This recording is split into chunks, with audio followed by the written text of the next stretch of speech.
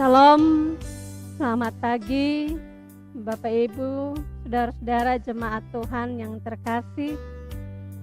Hari ini kita ada bersama-sama dalam perayaan Jumat Agung, dan kita akan merenungkan firman Tuhan yang menuntun dan membimbing kita dalam perayaan Jumat Agung ini. Sebelum kita membaca firman Tuhan, mari kita berdoa. Ya Allah, Tuhan kami, Allah yang berkenan hadir bagi kami, menderita dan mati bagi kami. Saat ini kami datang tersungkur di bawah kaki salib-Mu, sambil memohon pengampunan daripadamu, ya Allah. Kasihani kami, ampuni kami, layakkanlah kiranya kami untuk ada dalam hadirat-Mu. Kami akan membaca firman Tuhan.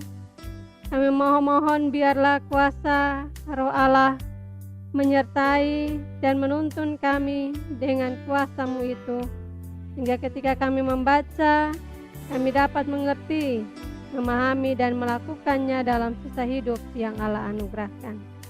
Mari berfirman untuk kami siap mendengarkannya. Amin. Bacaan firman Tuhan terpilih dari Roma pasal 5. Roma pasal 5 ayat 6 sampai dengan ayatnya yang ke-11. Roma pasal 5 ayat 6 sampai dengan 11. Begini bunyi firman Tuhan. Hasil pembenaran, karena waktu kita masih lemah, Kristus telah mati untuk kita orang-orang durhaka pada waktu yang ditentukan oleh Allah. Sebab tidak mudah seorang mau mati untuk orang yang benar, tetapi mungkin untuk orang yang baik ada orang yang berani mati. Akan tetapi Allah menunjukkan kasih-Nya kepada kita, oleh karena Kristus telah mati untuk kita ketika kita masih berdosa. Lebih-lebih karena kita sekarang telah dibenarkan oleh darah-Nya, kita pasti akan diselamatkan dari murka Allah. Sebab jikalau kita ketika masih seteru diperdamaikan dengan Allah oleh kematian anak-Nya, lebih-lebih kita yang sekarang telah diperdamaikan pasti akan diselamatkan oleh hidup-Nya. Dan bukan hanya itu saja, kita malah bermegah dalam Allah oleh Yesus Kristus Tuhan kita, sebab oleh Dia kita telah menerima pendamaian itu. Demikian firman Tuhan, yang berbahagia kita yang mendengarkannya dan melakukannya. Saudara-saudara yang dikasihi dan diberkati oleh Tuhan Yesus, hari ini kita semua ada dalam rumah kita masing-masing dan kita merayakan Jumat Agung. Dalam perayaan Jumat Agung kali ini sangat berbeda dengan tahun-tahun yang sebelumnya. Dan memang sepanjang sejarah mungkin kita baru pertama kali ketika merayakan Jumat Agung.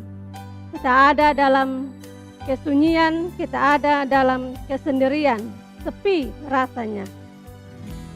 Dari Minggu Sengsara sampai dengan Jumat Agung ini, saya mencoba merenungkan dalam kesunyian dan kesepian itu.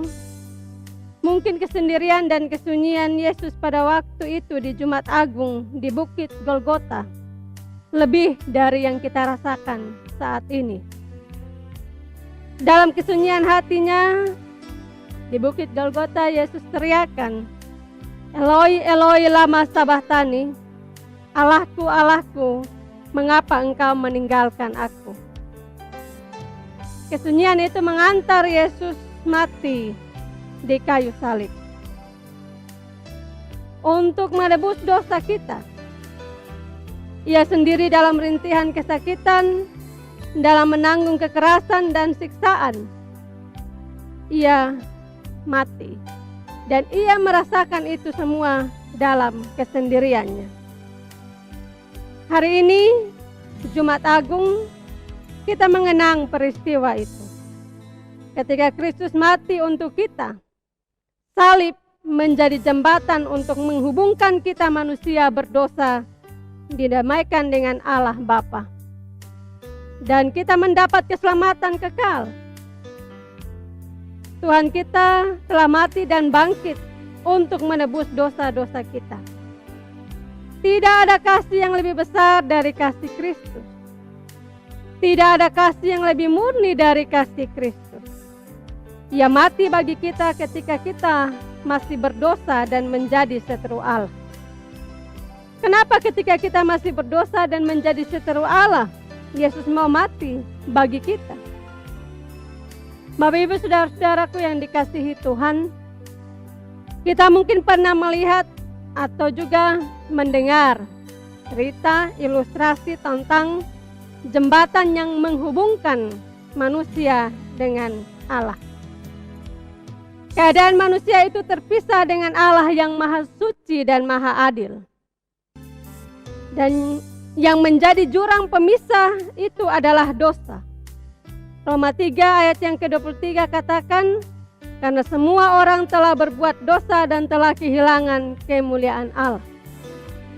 Setiap perbuatan mendatangkan akibat, dan akibat dosa itu adalah maut.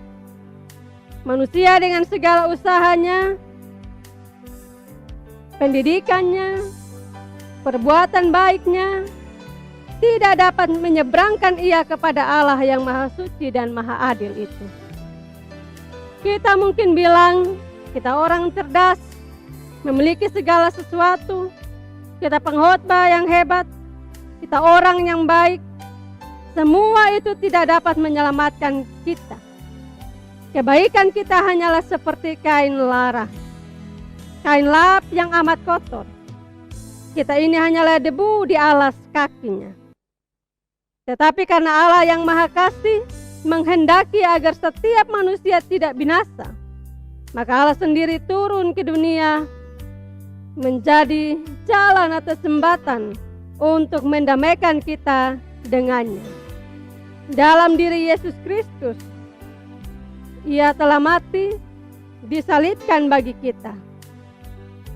Bapak Ibu saudara-saudara yang dikasihi Tuhan, dalam tulisan Pendeta Eka Dharma Putra dia katakan, disalib Allah mengalahkan dirinya sendiri. Ya, tidak disalibkan, tapi ia menyalibkan dirinya sendiri.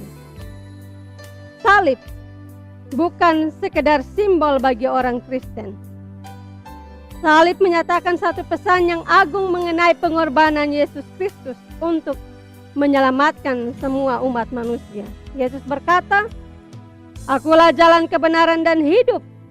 Tidak ada seorang pun yang datang kepada Bapa kalau tidak melalui Aku." Jadi tanpa salib Kristus tidak ada penebusan dosa. Dan riwayat manusia hanya akan berakhir pada kebinasaan. Tapi karena anugerah Tuhan, hubungan kita dengan Sang Pencipta dipulihkan kembali melalui karya Kristus di kayu salib. Bapak Ibu saudara-saudara yang dikasihi Tuhan, melalui Yesus status kita ini telah diubah. Melalui Yesus status kita di hadapan Allah diubah. Walaupun kita orang berdosa, tapi kita telah dibenarkan. Tidak cukup sampai di situ. Bukan status kita saja yang diubah, tapi juga keadaan kita. Kita orang berdosa yang telah diselamatkan oleh Tuhan. Dan tidak boleh tetap di dalam dosa itu sebenarnya. Tapi kita harus menjadi baik. Kita orang berdosa yang diselamatkan oleh Tuhan. Yang tidak boleh tetap ada di dalam dosa, tapi harus menjadi baik. Ingat bahwa keselamatan itu adalah anugerah yang Allah sudah berikan secara cuma-cuma, yang pantas diterima siapapun yang mau dengan iman menerima Kristus sebagai Tuhan dan Juru Selamat. Imanmu tidak hanya berarti kamu menjadi Kristen, mengakui penebusan yang telah dilakukan Kristus, tetapi juga menyerahkan hidupmu, menyerahkan hidup kita di dalam tangan Tuhan untuk diubahkan oleh Tuhan dan dipakai oleh Tuhan. Saudara-saudara yang dikasihi dan diberkati Tuhan, di Jumat Agung ini kita merenungkan kebenaran firman Tuhan bahwa Allah di dalam diri Yesus Kristus telah mengubah kita. Dia mengangkat kita menjadi anak ketebusannya. Kita yang berdosa telah dibenarkan olehnya. Karena itu kita juga memberi hidup kita, menyerahkan hidup kita di tangannya untuk diubah oleh Tuhan, dipakai oleh Tuhan. Tuhan memakai kita untuk menolong orang yang menderita. Dalam situasi dunia, bahkan negara dan daerah NTT sekarang yang masih dilanda dengan virus ini, kita serahkan semuanya di dalam tangan Tuhan. Berbagai upaya kita lakukan sambil memohon Tuhan menolong dan memulihkan kita. Kita meminta Tuhan untuk mengubah dan memakai kita untuk juga menolong orang-orang yang menderita yang ada di sekitar kita. Bapak Ibu saudara-saudara yang dikasihi Tuhan, selain itu kita juga meminta Tuhan untuk mengubahkan hidup kita agar kita jangan jadi orang yang egois, jangan jadi orang yang sombong, jangan jadi orang yang pemarah, jangan membiarkan diri terus ada di dalam kemabukan, persinahan, perjudian, dan seterusnya. Ingatlah bahwa Kristus telah mati untuk menebus segala dosa kita. Itulah bukti kasih-Nya pada kita. Ia sangat mencintai kita, sehingga Ia rela meninggalkan surga menjadi manusia untuk menebus dosa kita, agar kita melalui iman padanya beroleh hidup yang kekal. Pertanyaan yang penting dan menjadi refleksi bagi kita, di manakah kasih kita pada Kristus? Amin. Kita berdoa. Ya Tuhan Allah, Allah yang hadir bagi kami, yang rela menderita bagi kami.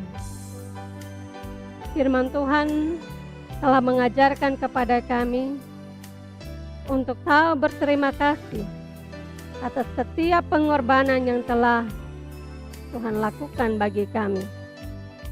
Kami yang berdosa telah diubahkan oleh Tuhan menjadi anak-anak ketebusan-Mu. Terima kasih banyak Bapa di sorga. Biarlah dalam kehidupan kami setiap hari pun kami mau sungguh-sungguh memberi diri bagi Kristus. Kami mau sungguh-sungguh menyerahkan semua pergumulan hidup kami kepadamu. Karena kami percaya hanya di dalam Kristus kami boleh mendapatkan kekuatan. Hari ini Bapa di sorga, kami mau berdoa untuk kehidupan seluruh jemaat Tuhan. Allah memberkati akan hidup mereka. Bahkan juga kami mendoakan bangsa dan negara, bahkan daerah NTT ini. Allah kiranya memberkati kami, menolong kami dari berbagai persoalan kehidupan yang sedang melanda dunia ini. Virus corona yang semakin merajalela. Kami mengangkat tangan kepadamu ya Allah, memohon kekuatan dan perlindungan daripadamu. Terima kasih banyak Bapa di sorga. Ini doa kami di dalam nama Kristus Yesus yang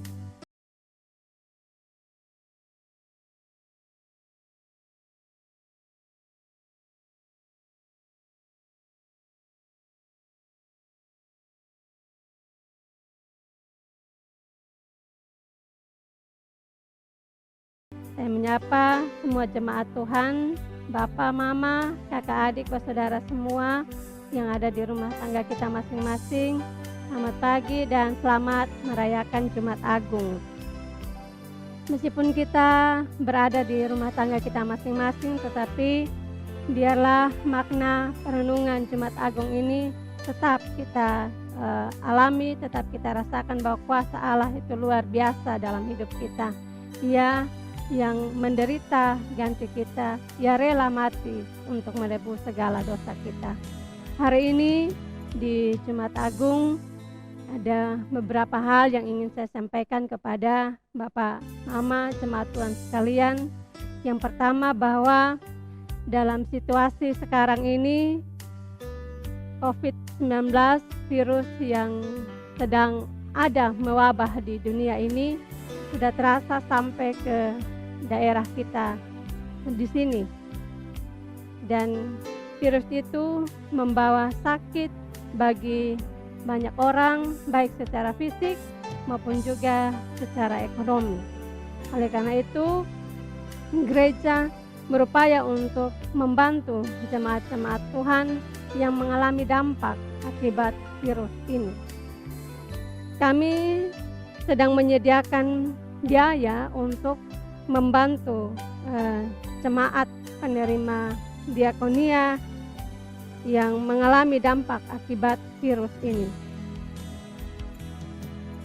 Dan jika ada jemaat Tuhan yang ingin membantu meringankan beban, kami mengucapkan terima kasih untuk uluran tangannya. Kami akan membuka posko di gereja. Jika Bapak Ibu ada yang ingin memberi bantuan, Bapak Ibu bisa menitipnya kepada majelis jemaat atau langsung datang ke gereja. Demikian juga dengan saudara-saudara yang mungkin ada di tempat yang jauh, yang juga ingin berbagi, menolong sesama yang ada di sini. Kami juga membuka tangan dan mengucapkan terima kasih untuk uluran tangan dari Bapak Ibu sekalian. Hal yang kedua, bahwa dalam situasi yang sekarang kami juga tetap menghimbau kepada jemaat Tuhan supaya tetap menjaga kesehatan diri kita, menjaga kebersihan diri, menjaga kebersihan lingkungan kita, menjaga kebersihan di dalam rumah tangga kita, dan yang paling penting juga adalah tetaplah berdoa. Kita setiap jam 9 malam jangan lupa untuk selalu ada dalam ibadah bersama keluarga.